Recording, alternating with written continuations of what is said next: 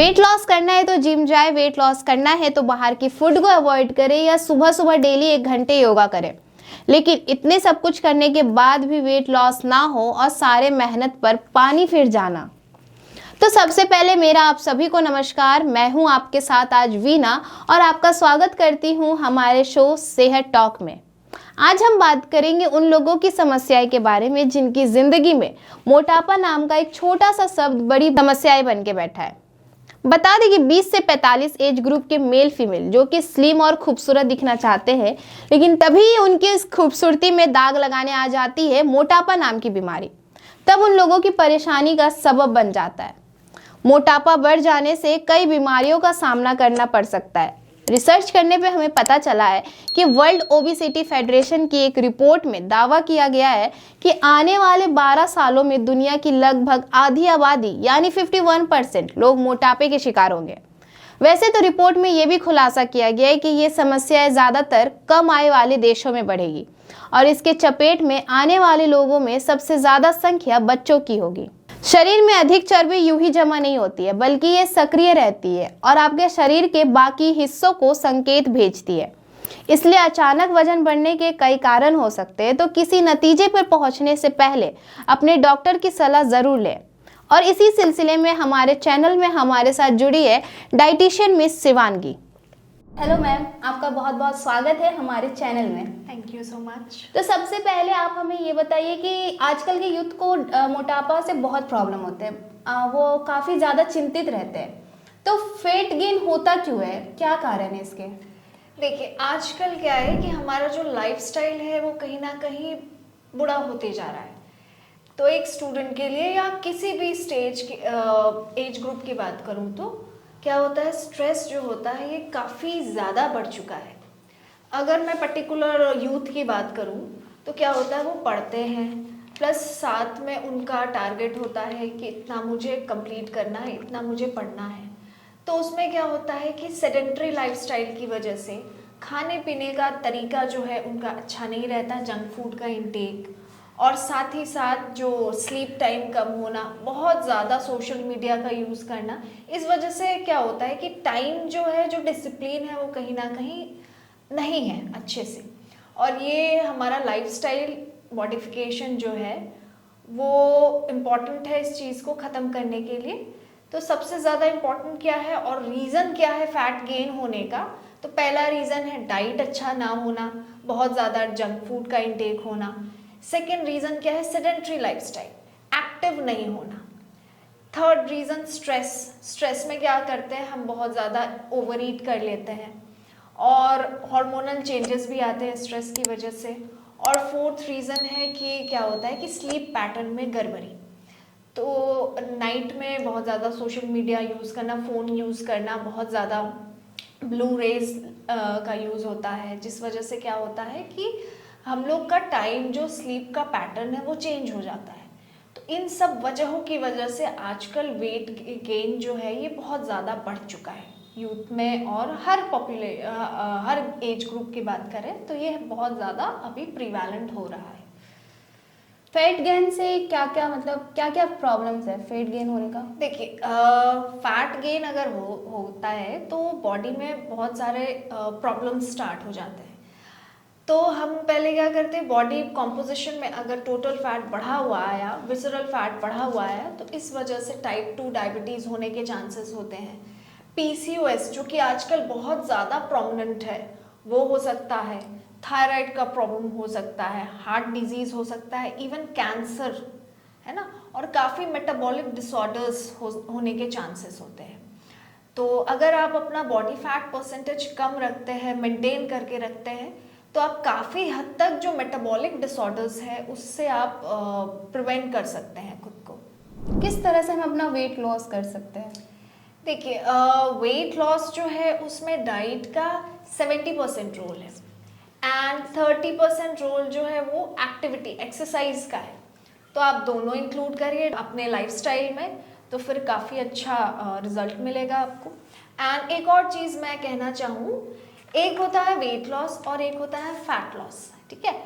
तो weight loss जो होता है वो उसमें आजकल बहुत ज़्यादा क्रैश डाइटिंग्स लोग करने लगे हैं, बहुत कम खाने लगे हैं, कैलोरी डेफिशिट करने के चक्कर में बहुत ज़्यादा कम खाते हैं। तो उससे क्या होता है कि वेट लॉस तो हो जाता है, बट क्या होता है कि मसल वाटर लूज हो जाता है, फैट लॉस कहीं ना कहीं नहीं हो पाता है, जिसको हम लोग स्यूडो वेट लॉस कहते हैं।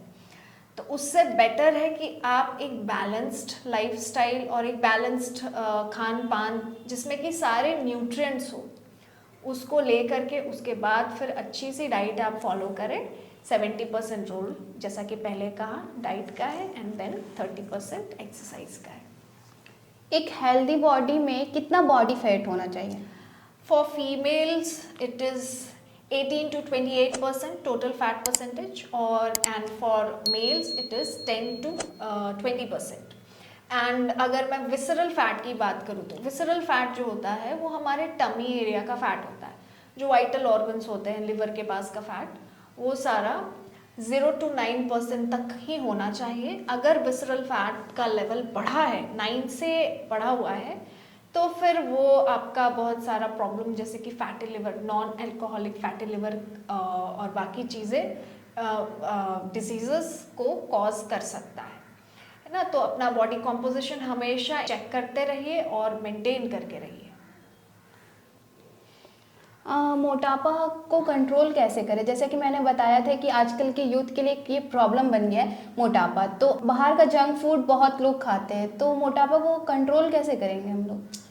मोटापा को कंट्रोल आप बहुत बेसिक चीज़ों से कर सकते हैं। सबसे मेन है आपका लाइफस्टाइल मॉडिफिकेशन। आजकल जो है हमारी जीवन शैली बहुत बिगड़ी हुई है, तो अपनी जीवन शैली को, अपने सर्काडियन रिदम, मतलब हमारा बायोलॉजिकल क्लॉक जो हमारा बना हुआ है कि इस समय हमें उठना है, इस समय हमें एक्सरसाइज करनी है, हमें डाइट अच्छा खाना है, तो एक लाइफस्टाइल अच्छी करके हम अब काफ़ी हद तक मोटापे को प्रिवेंट कर सकते हैं। और अगर हो गया है तो हम 70% डाइट अच्छे से फॉलो करके और 30% एक्सरसाइज ले करके फिर हम मोटापा को कंट्रोल कर सकते हैं। क्या नॉनवेज से फैट पर इम्पैक्ट पड़ता है? देखिए, डिपेंड करता है कि आप खा क्या रहे हैं। एग वाइट में फैट नहीं होता है, एग योक में फैट होता है।